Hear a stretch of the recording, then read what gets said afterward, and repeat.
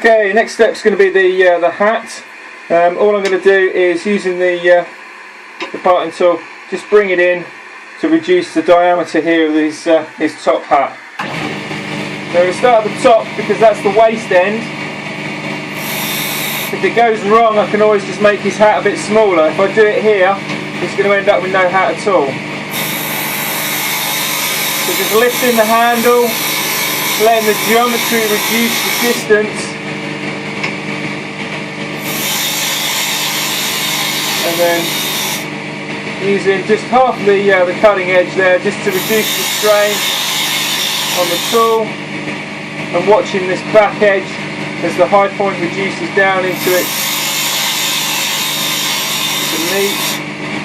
See the edge of my parting tool there is not actually flat, it's got a slight radius on it, so it makes it much harder. Because I've got a dish in my grinding wheel and needs dressing. Once that's flat, it'll flatten up that edge.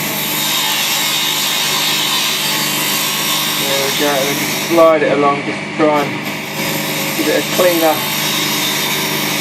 cut. Now what I'm going to do is I'm actually going to take advantage of this slight radius. I'm just going to bring the centre in slightly.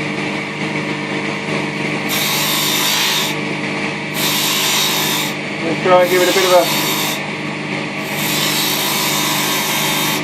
cartoon, you know. I'm cutting what they say downhill. I'm not trying to bring this up so these fibres chip out. I'm going to try and support them as best as I can by reducing it down.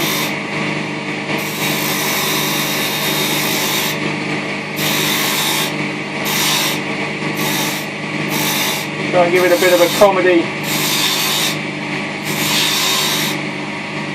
sort of Fagan's top hat.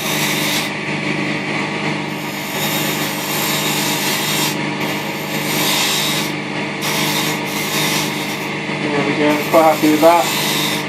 Just stop it and have a look. Probably be quite rough. Yeah, that'll sand out though. We can sand over these edges. Then we've got a snowman-y shape. So, this is the last stage. I'm just going to reduce these diameters down slightly before I sand it, just so that I can have a little slightly easier access.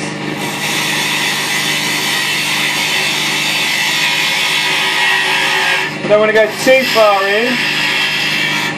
If I have a mishap and it breaks, I haven't sanded it, it makes it 10 times harder to sand.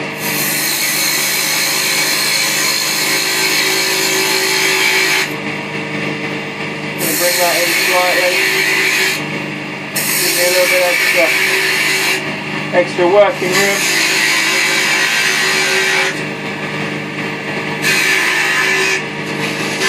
Put that down to about a quarter of an inch or so.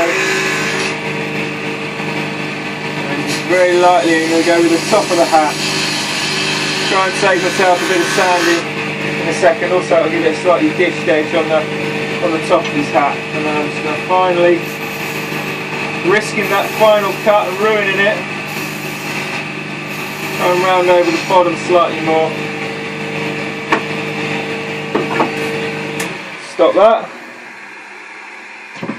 Get the tool rest out of the way. Check the video. I think with this one I'll start with some 120 paper. Just give it a light sand. Try and blend out those lines.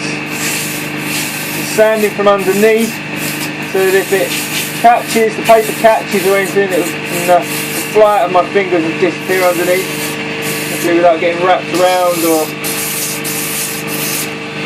catching me and dragging me into the spinning wood, because it will hurt. It's not quite the same as a table saw blade, admittedly, but it's still make you have a little think.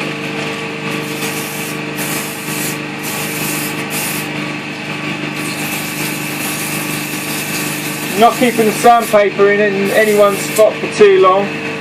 2 reasons. From a finishing point of view, you you can actually sand lines into the wood, but from a practical point of view, the sandpaper does build up quite a bit of friction on there. It just hurts your little pinkies.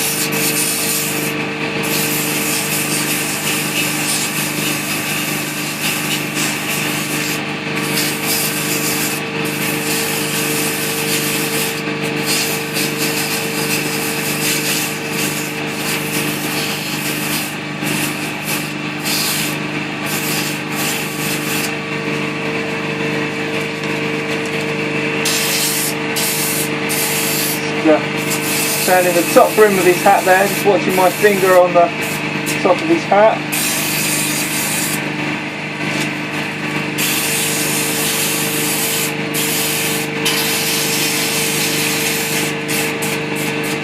Round that over slightly. Okay, we'll stop that, have a look. Still a few edges on there. I think what I'll do is I'll stop it there and just sand it off a little bit more, get rid of those, and join you in a second. The actual project, lifting the tool, using the geometry to reduce that diameter.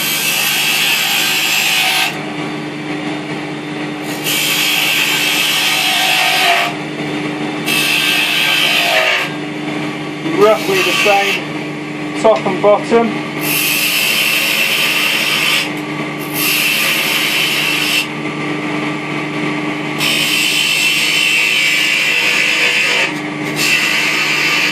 A little bit at a time.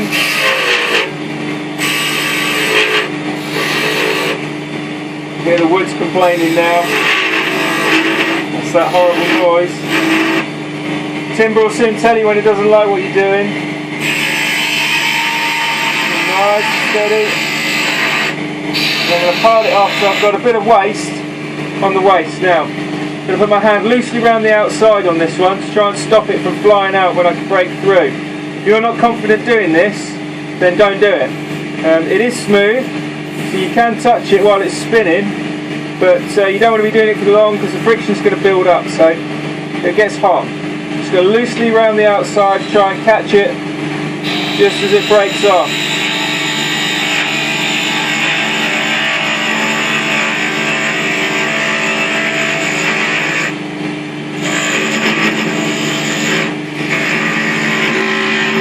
There it goes, just managed to catch it. Right, I'll turn the lathe off so that's not spinning. And so if you're not comfortable doing that, then don't do it. It hasn't made a particularly good edge, but we can sand that off.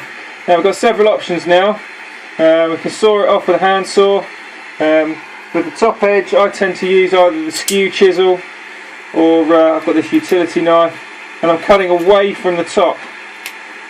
So I don't want to break the fibres like I did on the last one.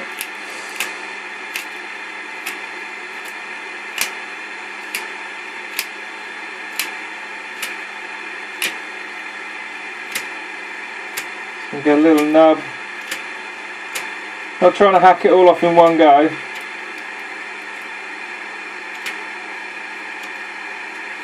It's a bit like a small boy in a pocket knife.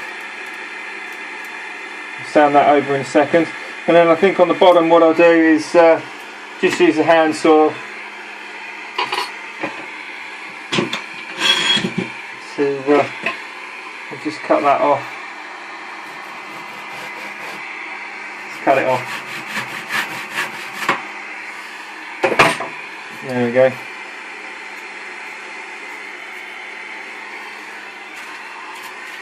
And sand. There we go. Now, you'll note I haven't actually put any finish on it. Normally, with a turning project, you finish it on the lathe, so it makes it a lot easier.